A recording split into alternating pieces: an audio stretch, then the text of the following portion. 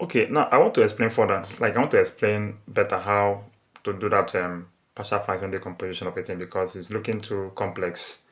My major interest is on this second aspect of it. That's what we're majorly interested in. Now, um, look at this. How to do your normal partial fraction. This function now is what you are seeing here. I want to work on it now because this is a power. This is power 2 quadratic. We'll be using linear function. This s plus b at the top over s squared plus 1. The power of the equation at the top must be 1 less than the 1 down. The power of s at the top of the equation is 0. So it is 0 and this is 1. So 1 is greater than 0 by 1. 2 is greater than 1 here by 1. So that's how you do a partial fraction of something. So having gotten this equation now with all the factors down here, this have been taken care of. The next thing now is to clear the denominators by multiplying all two by the LCM, which is this. If you multiply here by this thing now, it will cancel out. We have 1. Multiply here by the same thing, s squared plus 1 will cancel out. We have just these two left. Same thing here, s plus 1 will cancel out. We have the other two left. So that's what you are seeing here now. That's what you are seeing here because s plus 1 cancelled out. We have only this one left. S plus 2 cancelled out. We have only this one left. That is s plus 2 now. So having done that, the next thing is we need to expand this. We need to expand this. We'll be doing it one after the other. The first thing, we can take just this one and expand first to make work easier for us. Then we'll now expand together with this other one. So when you expand this now, if you expand this, that means you do s times s squared, s times 2, 2s, 1 times s. When you add it to the other 2s, you have 3s.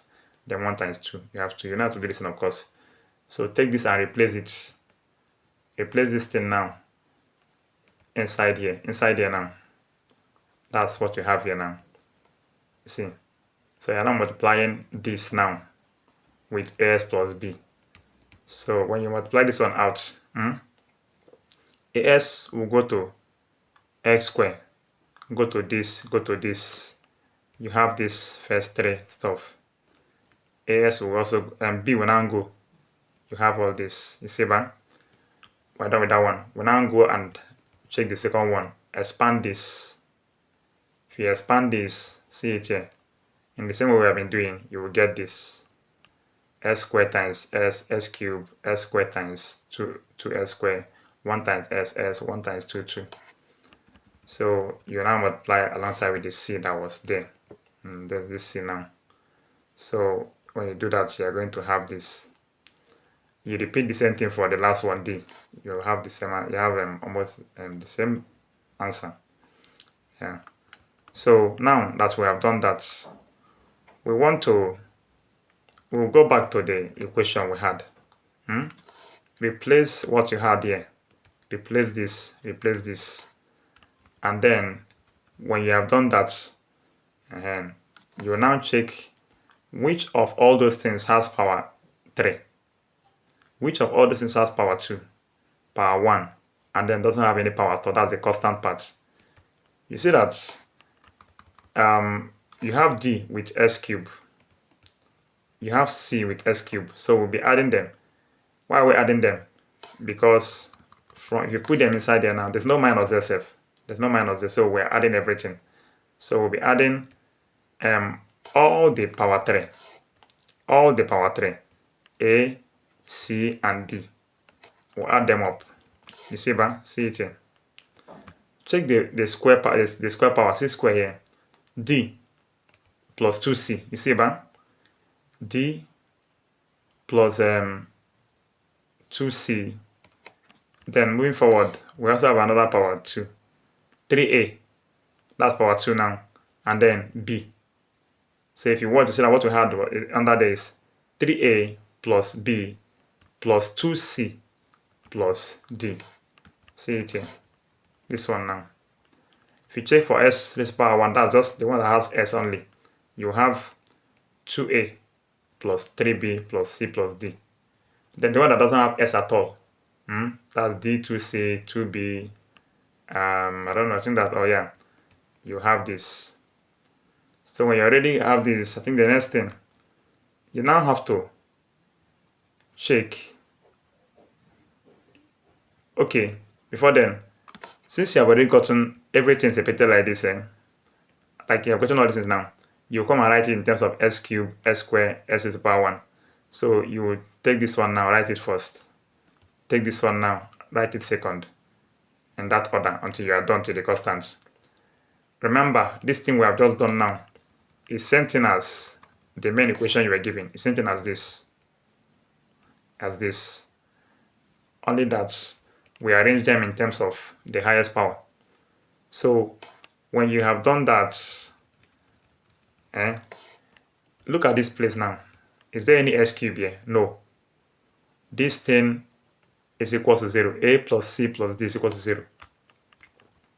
See, right? Equals to 0 because there's no s cube here. There's no s square here, this side as well. Equals to 0. There's no s this place as well. Equals to what? 0. But there is a constant on this side. You see, right? And that's 1. So all the constants sum up to give what? 1. So we have 4 equations now. What we need to do now is to solve them. When we solve these 4 equations, we get our A, B, C, and D. And how do we do that? Many ways. You can think of any way you can at all, just do it. But then look at how this one was done.